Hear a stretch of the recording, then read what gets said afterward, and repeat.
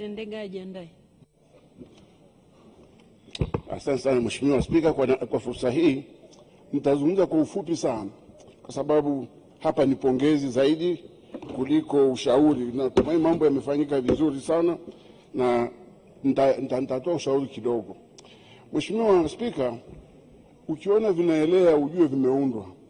Na vyote hivi ambavyo vimesomwa kwenye hotuba ya Mheshimiwa Waziri, hotuba nzuri sana iliyosomwa na Mheshimiwa Waziri, ni mafanikio ambayo yamepatikana kwa uongozi wa mpendwa rais wetu Samia Suluhu Hassan, mwanadiplomasia wa kwanza.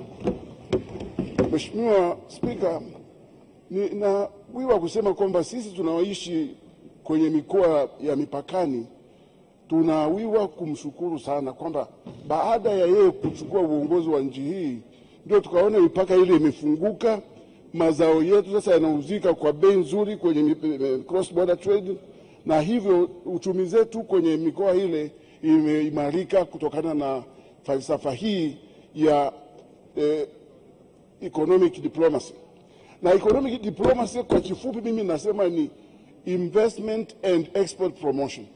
Na niseme kwamba kweli investment imekuwa promoted, na tukisoma taarifa za TIC tunaona kwamba miradi iliyosajiliwa inafikia takriban dola bilioni 9. Ni fedha nyingi sana, na mambo haya yote yameimarishwa kwa nguvu na jitihada pekee za Mheshimiwa Rais mwenyewe akisaidiwa na wizara hii ya mambo ya nje.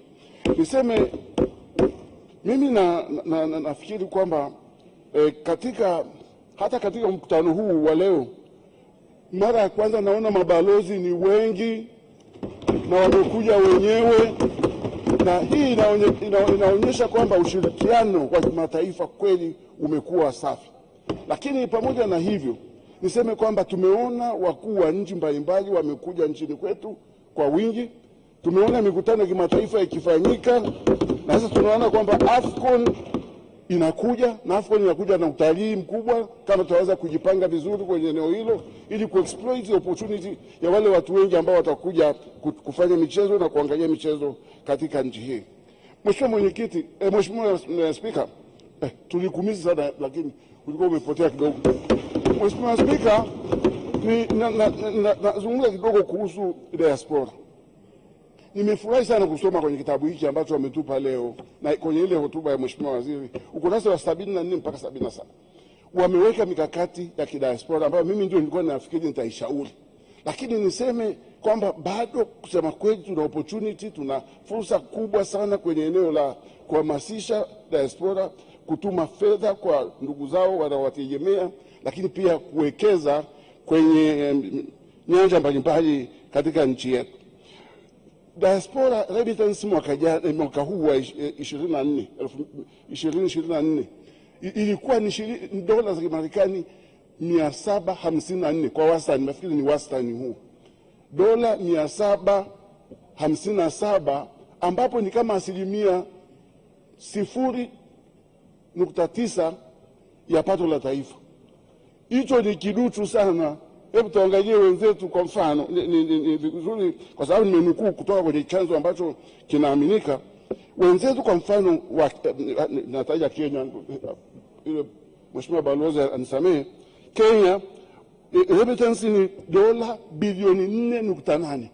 Ni pato la taifa ni pato la taifa ni 4.1 ya pato la taifa. Uganda ni dola bilioni 1.5, ni 2.6 ya pato la taifa. Rwanda ni dola milioni 537, ni 3.9 ya pato la taifa.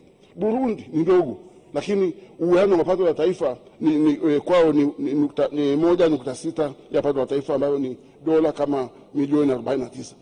Kwa hiyo sisi bado tuko nyuma sana, na mikakati hii ambayo tumeiona sasa ambayo wameiweka ni mikakati ambayo tulikuwa tunaiwaza sana sisi pale CRDB tulipokuwa tunaanzisha Tanzanite account. Tukapigana nayo lakini haikutokea. Sasa naona inatokea. Moja ya mkakati ni ile ya kuwatambua diaspora na kuwawezesha kumiliki ardhi, kumiliki mali katika nchi hii bila kupoteza uraia wao ule ambao ni wa kigeni.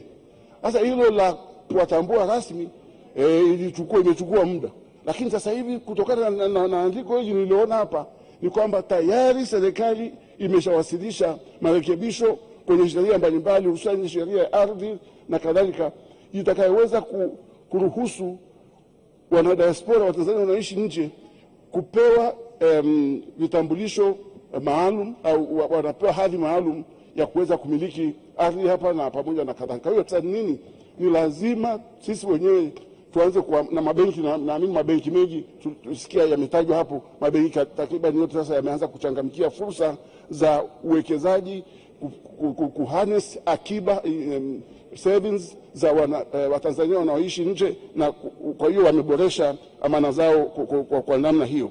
Sasa lakini pia hata uwekezaji kwenye nyumba, na zaidi kwamba wanatuma fedha kwa wingi kwa kusaidia ndugu zao. Lakini Mheshimiwa Spika, kingine ambacho nimefurahishwa nacho sana ni kile wanachosema wanaanzisha Diaspora Digital Hub, kanzidata ambayo mfumo ambao utawezesha diaspora akiwa nje kule ana access, pengine atakuwa na access kupitia internet, anaweza access akajua kuna fursa gani za uwekezaji nchini hapa, je, na taratibu zikoje kwenye eneo lile ambalo anataka kwenda kuwekeza, na atatumaje fedha. Lakini pamoja na hiyo kanzidata au mfumo huo utawezesha taasisi za kifedha kuunganisha na kuhamasisha wale vijana wetu na wale walio nje kuwekeza na kutuma fedha kwenye akaunti ambazo pengine watafunguliwa, na tumaini wameanzisha account specific.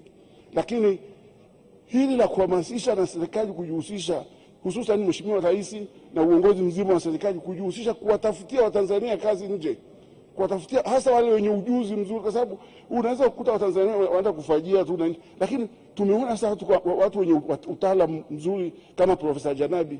Serikali imepambana na Mheshimiwa Rais mwenyewe amepambana na Mheshimiwa Spika amepambana, kila mtu amepambana, na tunaona amechukua kazi kule, na naamini kwamba hiyo kazi aliyochukua ni kazi kubwa, ni kazi ambayo pia inainua hadhi ya taifa letu na umaarufu wa taifa la Tanzania kama eneo lenye uwezo.